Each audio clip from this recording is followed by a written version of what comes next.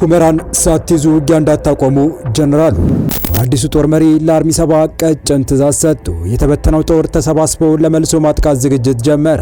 የህወሓትና ሻዕቢያ ሴራ በመከላከያ እጅ ገባ። ህወሓት ኤፈርትን ጨምሮ በትግራይ ግዙፍ ተቋማትን ለማፈንዳት ማቀዱን የደህንነት ምንጮች አጋለጡ። ጉድ ተሰማ።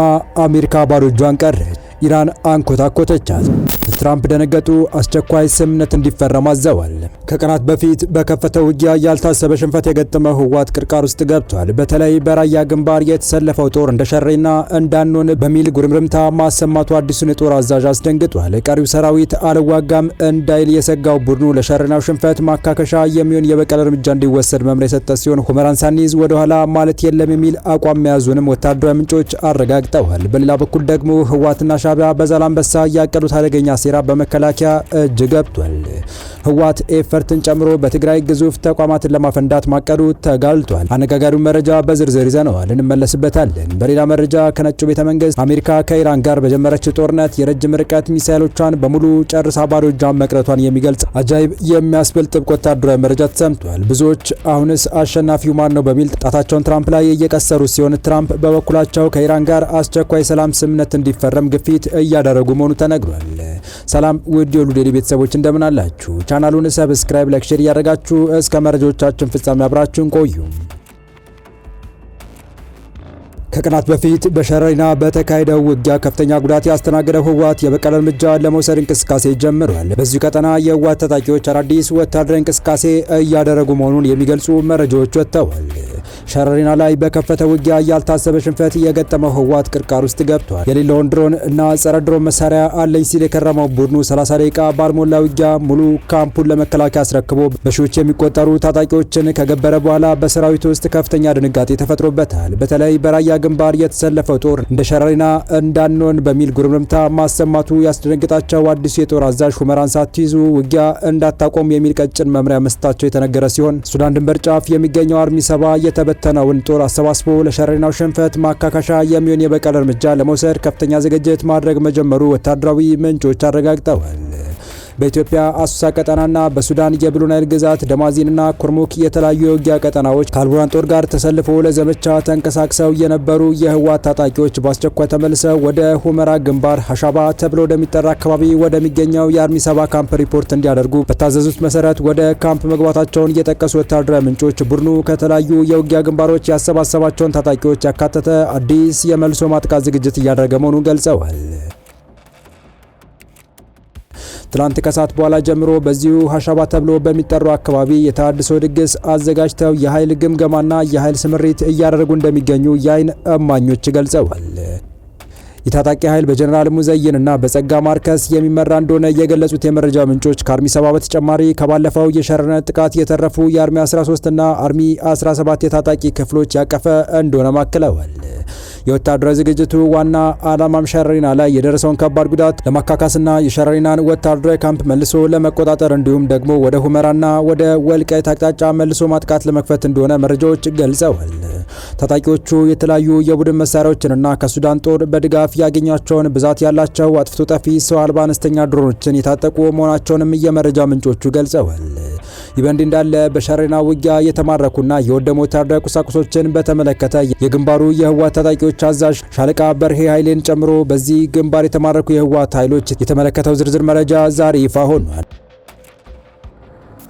ውጊያ ያስከተለውን ቁሳዊና ሰብአዊ ኪሳራ አስመልክቶ ዛሬ ይፋ የሆኑት ዝርዝር መረጃዎች እንዳመላከቱት ከ1534 በላይ የህወሓት ታጣቂዎች ሙትና ቁስለኛ ሆነዋል። ሻለቃ በርሄ ኃይሌ የተባለውን የግንባሩን ኃይል መሪ ጨምሮ 183 ታጣቂዎች እንዲሁም በካምፕ ስቶር ውስጥ የተገኘውን ጨምሮ ከ1670 በላይ ክላሽንኮቭ መሳሪያዎች፣ ከ24 በላይ ስናይፐሮች፣ ከ89 በላይ ብሬኖች እንዲሁም ደግሞ ብዛት ያላቸው ጸረ ታንክ አርጂዎች 14 ዲሽቃ፣ 9 አርፒጂ፣ 7 የተለያዩ ሞርተር አይነቶችና ተወንጫፊ ሮኬቶች የተማረኩ ሲሆን 5 ዙ 23 እና ኮርኔት የተባሉ መሳሪያዎችን እየጫኑ ፓትሮል ተሽከርካሪዎች መውደማቸውም ታውቋል። ከዚሁ የሸረና ውጊያ ጋር ተያይዞ በወጣ ሌላ መረጃ ደግሞ ከውጊያ ሲሸሹ ተከዜ ወንዝ ውስጥ ገብተው የሞቱ 15 የህወሓት ተዋጊዎች አስክሬን ሱዳን ውስጥ ተገኝቷል። በቅዳሜው የሸረና ውጊያ ምክንያት በሱዳን ሰቲት ወንዝ ውስጥ 15 የህወሓት ወታደሮች አስክሬን መገኘቱን ሱዳን ትሪቡንና ኤፍፒ ዘግበዋል። የሱዳን ሕክምና ባለሙያዎች ለአልጀዚራ እንደገለጹት በሸረና ጦርነት ከሞቱ የህወሓት ተዋጊዎች ውስጥ 15ቱ በሰቲት ወንዝ አስክሬናቸው በሱዳን ውስጥ ተገኝቷል። 6 የቆሰሉ በሐምዳይት ከተማ በሚገኝ ሆስፒታል ሕክምና እየተደረገላቸው ይገኛል ተብሏል። በርካታ ቆስለው የተረፉ ምስክሮችም እያከመ መሆኑን የሱዳን ሐኪሞች ገልጸዋል። የተከዜ ወንዝ ሱዳን ሲገባ መጠሪያ ስሙ ሰቲት ወንዝ መሆኑም ይታወቃል። ባለፉት ጥቂት ቀናት በተጠቀሰው ውጊያ ምክንያት በመቶ የሚቆጠሩ ኢትዮጵያውያን ህይወታቸውን ለማዳን ወደ ጎረቤት ሱዳን ተሰደዋል። ህወሓት የኢትዮጵያ መንግስት ሰፊ የመሬት ጥቃት ሰንዝሮብኛል ሲል ሲከስ፣ የፌዴራል መንግስት በበኩሉ በጉዳዩ ላይ የሰጠው ምላሽ የለም። በቀጣይ መረጃ እንደ ጊዜያዊ መስተዳደር ሁሉ የፌዴራል መንግስቱን አሸንፌ 4 ኪሎ ዳግም በቁጥጥሬ ስር አደርጋለሁ የሚል የማይጨበጥ ህልም ይዞ ዳግም ወደ ጦርነት ለመግባት እየባዘተ የሚገኘው ህወሓት ከሻዕቢያና ግብጽ በኩል የመሳሪያና የፕሮፓጋንዳ ድጋፍ ቢያገኝም በትግራይ ህዝብ ዘንድ ግን ግልጽ ተቃውሞና ትርፍ ወደ ሌላው ጦርነት አታስገቡን የሚል ነቀፋን ማስተናገዱ ቡድኑን ከፍተኛ አጣብቂኝ ውስጥ አስገብቶታል። የጨነቀው እርጉዝ ያገባል እንዲሉ ያለ ጦርነት ውሎ ማደር የማይችለው ቡድኑ ህዝቡን ከጎኑ ለማሰለፍ በተከታታይ ያደረገው ሙከራ ባለመሳካቱ በሻዕቢያ እርዳታ ጠንከር ያለ አስደንጋጭ እርምጃ ለመውሰድ ማቀዱ የተሰማ ሲሆን የዚሁ አደገኛ እርምጃ ዓላማም የትግራይን ህዝብ በብልጽግና መንግስት ላይ ማስነሳት እንደሆነ የደህንነት ምንጮች አረጋግጠዋል። እንደ ወታደራዊ ደህንነት ምንጮች ገለጻ ከሆነ ህወሓት ፌዴራልን አስመስለው ትግራይ ውስጥ ድብደባ ለመፈጸም አቅዷል። እቅዱ በኢትዮ ኤርትራ አዋሳኝ በሆነችው ዛላንበሳ ከተማ በተደረገ ጥብቅ ወታደራዊ ስብሰባ ከኤርትራ ጀነራሎች በተገኘ ምክር ጭምር የተቀረጸ የጦርነት አጀንዳ አካል መሆኑም ታውቋል። የክልሉን መንግስታዊ መዋቅር በኃይል ነጥቆ ስልጣን የያዘው የህወሓት ቡድን ከኤርትራ ጋር የተቀናጀ አዲስ የጦርነት ስትራቴጂ ስለመንደፉ የደህንነት መረጃዎች አመላክተዋል። ዘሆርን ሪቪው የደህንነት ምንጮችን ጠቅሶ ባወጣው ዘገባ ህወሓት የክልሉ ህዝብ በፌዴራል መንግስቱ ላይ ያለውን አመለካከት ለመቀየር እንዲሁም ቁጣንና አመፅን ለመፍጠር የሚችል በተመሳሳይ ደግሞ ቡድኑ ያጣውን የፖለቲካ ቁጥጥር መልሶ ለማግኘት ያቀደ ስትራቴጂ መንደፉን አረጋግጫለሁ ብሏል። ህወሓት ከኤርትራ መንግስት ጋር በትብብር በወታደራዊ ፖለቲካዊና በሚዲያ የታገዘ ዘመቻ ለመክፈት የፌዴራል መንግስትን ለማዳከም እንዲሁም የህዝብን ቁጣ የሚቀሰቅስ ዘመቻ ለመጀመር ከሰሞኑ በዛላንበሳ በተደረገ ጥብቅ ምክክር ላይ እቅድ ወጥቶለት ተግባራዊ የዝግጅት እንቅስቃሴ መጀመሩ ነው የደህንነት መረጃዎች ያመላከቱት። ከሁለት ቀናት በፊት በድንበር ከተማዋ ዛላንበሳ የተደረገው ምክክር በህወሓት በኩል ፈትለወርቅ ገብረ እግዚአብሔር ወይም ሞንጆሪኖ፣ ወዲ እምቢታይ፣ ወዲ መድህን እንዲሁም ጀነራል ክንፈ ዳኛው የተገኙበት ስለመሆኑም ተገልጿል። የህወሓት ፖለቲካዊና ወታደራዊ አመራሮች ከኤርትራ የጦርና ሲቪል አመራሮች ጋር ለታሰበው ጥብቅ የጥፋት ጉባኤ ዛላንበሳ የተመረጠችበት ታሪካዊ ምክንያት መኖሩን የጠቀሰው ይኸው የደህንነት መረጃ በትግራይ የተለያዩ አካባቢዎች ላይ የፌዴራል መንግስት የፈጸመው በማስመሰል ፍንዳታዎችን የመፍጠር ዘርፈ ብዙ መልክ ያለው እቅድ ተነድፏል ነው የተባለው። በህወሓትና በኤርትራ በኩል የማህበራዊ ሚዲያ ተጽዕኖ ፈጣሪዎችን በመጠቀም የፌዴራል መንግስትን የሚከሱ መልእክቶች በተመሳሳይ ጊዜና በብዛት እንዲሰራጩ መታቀዱን እና ከወዲሁ ከፍተኛ ዝግጅት መጀመሩ ያጋለጠው መረጃው እነዚህ የተቀናጁ የፕሮፓጋንዳ መልእክቶች ታሪካዊ ቁስሎችን ለመንካትም የሚያገለግሉ ሆነው የተቀረጹ ናቸውም ተብሏል። በምክክሩ ሃውዚንግ ቁጥር 2ን መተግበር እንደሚያስፈልግ መታመኑን ዘሆርን ሪቪው ህወሓትና ሻዕቢያ ሰኔ 15 ቀን 1980 ዓ.ም የተፈጸመውን የሃውዚንግ ጥቃት የመሰሉ ተከታታይ ጥቃቶችን ለመፈጸም እቅድ መዘጋጀቱን ጭምር አመልክቷል። የህዝብ ቁጣን ለማነሳሳትና ጥቃቱ ከፌዴራል መንግስት የመጣ አድርጎ ለመሳል ህወሓት እየተዘጋጀ እንደሆነና በክልሉ የማህበራዊና ኢኮኖሚያዊ ድቀትን የሚያመጡ ኢላማዎችን በዝርዝር ማስቀመጡን የደህንነት መረጃው አሳይቷል።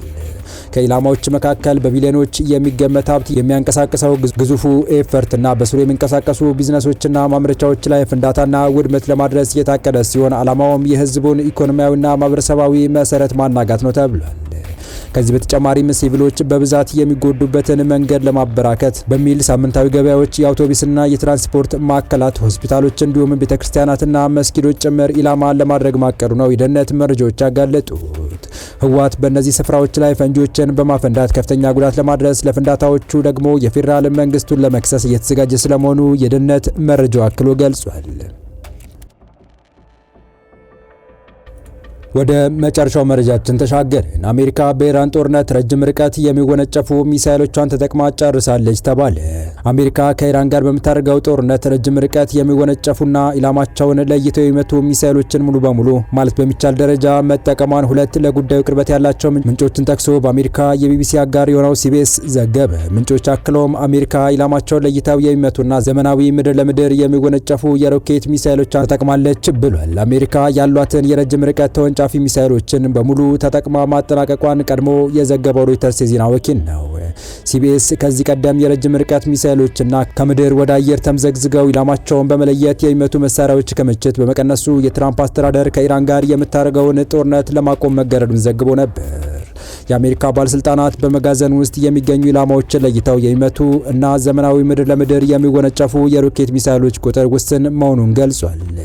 ባለስልጣናቱ አክለውም ተርሚናል ሃይ አልቲቲዩድ ኤሪያ ዲፌንስ ቲኤችዲ የሚባሉት መሳሪያዎች በፍጥነት አምርቶ መተካት እንደማይቻል ስጋታቸውን ገልጿል።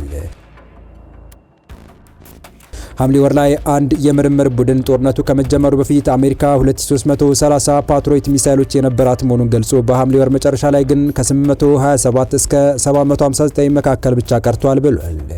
ይኸው ጥናት ከጦርነቱ በፊት 452 ቲኤችኤዲ የተባለው መሳሪያ እንደነበራት አስታውሶ በሐምሌ ወር መጨረሻ ግን ከ278 እስከ 234 ባለው ውስጥ ብቻ እንደቀራት ዘግቧል። እንደቀራት መዝግቧል። ሌላ በቅርቡ ይፋ የሆነ ጥናት አሜሪካ ያሏትን የመሳሪያ ክምችቶች ከጦርነቱ በፊት ወደ ነበረው ለመመለስ እስከ 2029 አጋማሽ ድረስ እንደሚወስድባት ይፋ አድርጓል። የፔንታጎን ቃል አቀባይ ሺን ፓርኔል ለሲቢኤስ ኒውስ በሰጡት ምላሽ የአሜሪካ ጦር በዓለም ላይ ከፍተኛ አቅም ካላቸው መካከል ነው። ፕሬዚዳንቱ ባዘዙት ሰዓት የሚሰጠውን ተልዕኮ ለመፈጸም የሚያስችል አቅም አለው ብለዋል። የተወደዳችሁ የቻናላችን ቤተሰቦች ለአሁኑ ለእናንተ ይመጥናሉ ብታደምጧቸው ታተርፉባችኋላችሁ ብለን የመረጥንላችሁ ዕለታዊ መረጃዎቻችን እስካሁን ያደመጣችኋቸው ነበሩ። በተመሳሳይ ሀገራዊና ቀጠናዊ ጉዳዮች እንዲሁም ዓለም አቀፋዊ የጂኦፖለቲካ ወታደራዊና አነጋገር ክስተቶችን ለበለት ተከታትለን በትኩስ ይዘን እንደምንቀርብ እያሳወቅን የቻናሉ ቤተሰብ ካልናችሁ ሰብስክራይብ፣ ቪዲዮ ላይክ እና ሼር በማድረግ ተደራሽነታችን ታሰፉ ዘንድ አክብሮታዊ ግብዣችን ነው። አበቃን። ሰናይ ጊዜን ተመኘን።